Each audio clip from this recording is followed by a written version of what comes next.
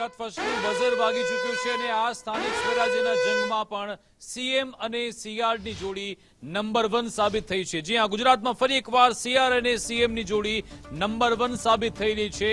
પ્રદેશ અધ્યક્ષ સીઆર પાટીલ અને મુખ્યમંત્રી ભૂપેન્દ્ર પટેલના નેતૃત્વમાં આ ચૂંટણી લડાઈ અને તેમાં ભાજપની બમ્પર જીત થઈ છે। ગત ટર્મ કરતા પણ અહીંયા સારું પરિણામ ભાજપે મેળવ્યું છે। સ્થાનિક સ્વરાજ્યની ચૂંટણીમાં જનાદેશનું ચિત્ર સ્પષ્ટ છે। જનાદેશ ભાજપ તરફી છે એ આ પરિણામ જોઈને આપણે કહી શકીએ, કારણ કે 68 નગરપાલિકાના જે પરિણામ આવ્યા તેમાં 1336 બેઠક અત્યાર સુધીમાં ભાજપના હાથમાં આવી ગઈ છે। આ 68 નગરપાલિકામાં 58 નગરપાલિકા તો એવી છે કે જે સ્પષ્ટપણે બહુમતી ભાજપના હાથમાં આવી ગઈ છે। ઇલેક્શન કમિશનના ડેટા જે અત્યારે કહી રહ્યા છે, અત્યારે 2:30 વાગ્યાનો સમય છે કે જેમાં 58 નગરપાલિકામાં ભાજપને બહુમતી મળી ગઈ છે। સાથે સાથે 3 તાલુકા પંચાયતની ચૂંટણી પણ યોજાઈ હતી। આ 3 તાલુકા પંચાયત પણ ભાજપના હાથમાં આવી છે। એની સાથે સાથે જૂનાગઢ મહાનગરપાલિકાની ચૂંટણી પણ હતી। અહીંયા આ કોર્પોરેશન પણ ભાજપ હસ્તગત ફરી એકવાર આવી છે। ફરી એકવાર અહીંયાની જનતાએ ભાજપને સુકાન સોંપ્યું છે। એનો મતલબ મુખ્યમંત્રી ભૂપેન્દ્ર પટેલનું નેતૃત્વ અને સીઆર પાટીલની સંગઠનની શક્તિ એ કામગીરી કરી ગઈ અને અહીંયા ભાજપનું કમળ બધી જગ્યાએ ખીલ્યું છે। ફક્ત 2 સમાજવાદી પાર્ટીના હાથમાં 2 નગરપાલિકા આવી છે, 1 નગરપાલિકા કોંગ્રેસના હાથમાં આવી છે અને બીજી જગ્યાએ અત્યારે પણ કાઉન્ટિંગ ચાલી રહ્યું છે, ત્યાં ચિત્ર સ્પષ્ટ થશે। પરંતુ એ મોટા ભાગની જે નગરપાલિકા છે ત્યાં ભાજપનો ભગવો લહેરાઈ ચૂક્યો છે। સાથે સાથે આપને એ પણ જણાવી દઉં, ગત ટર્મની વાત કરીએ તો ગત વખતે જે 68 નગરપાલિકા હતી એમાંથી 13 નગરપાલિકા કોંગ્રેસ પાસે હતી। આ વખતે કોંગ્રેસને ફક્ત 1 જ નગરપાલિકા મળી છે અને એ છે સલાયા નગરપાલિકા, એટલે કે કોંગ્રેસ માટે મોટો સેટબેક છે।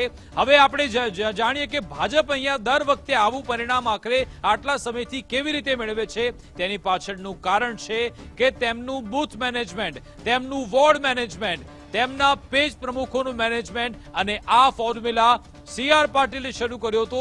સીઆર પાટીલે જે પેજ પ્રમુખની ફોર્મ્યુલા શરૂ કરી અને પછી ભાજપે તેને આખા દેશમાં તેનું અમલીકરણ કર્યું હતું। આ જ પેજ પ્રમુખની જે ફોર્મ્યુલા છે તે સીધો જ ભાજપને ફાયદો અપાવે છે।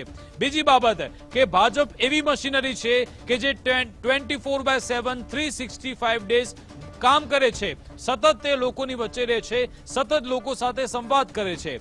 વર્ષ 2021ના જે સ્થાનિક સ્વરાજ્યના પરિણામ આવ્યા હતા એમાં આપણે જોયું હતું કે ટોટલ 81 નગરપાલિકાની ચૂંટણી થઈ હતી, જેમાં પણ 75 નગરપાલિકા તો એ વખતે પણ ભાજપના હાથમાં આવી હતી। અને હું જે 68 નગરપાલિકાની વાત કરી રહ્યો છું એ અગાઉ ચૂંટણી થઈ હતી, જેમાં 68 માંથી ભાજપના હાથમાં, માફ કરશો, કોંગ્રેસના હાથમાં 13 આવી હતી। આ વખતે કોંગ્રેસના હાથમાં ફક્ત 1 જ આવી છે। બીજી બાજુ ભાજપનું સંગઠન જે કામ કરે છે તેમાં વોર્ડ વાઇઝ લોકોને કામગીરી સોંપવામાં આવે છે, બૂથ વાઇઝ લોકોને કામગીરી સોંપવામાં આવે છે, ઝોન વાઇઝ પણ એક ઇન્ચાર્જ સોંપવામાં આવે છે। ઇન્ચાર્જ મહામંત્રી હોય છે, અલગ અલગ ઝોનમાં લોકોને ફાળવી દેવામાં આવે છે અને પછી તેમને એક ટાર્ગેટ આપવામાં આવે છે। એ ટાર્ગેટ સાથે લોકો સાથે સંવાદ થાય છે અને પછી ભાજપ તરફી મતદાન કરાવવામાં એ લોકોને સફળતા મળે છે।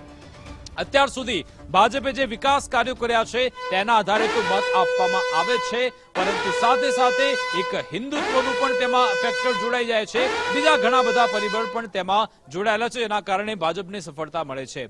સ્થાનિક સ્વરાજ્યની ચૂંટણીમાં ભાજપનો દબદબો યથાવત રહ્યો છે। જી હા, સ્થાનિક સ્વરાજ્યનો જંગ, જ્યાં ભાજપની જીતને લઈ હવે પ્રદેશ કાર્યાલય કમલમમાં ઉજવણી શરૂ થઈ ચૂકી છે।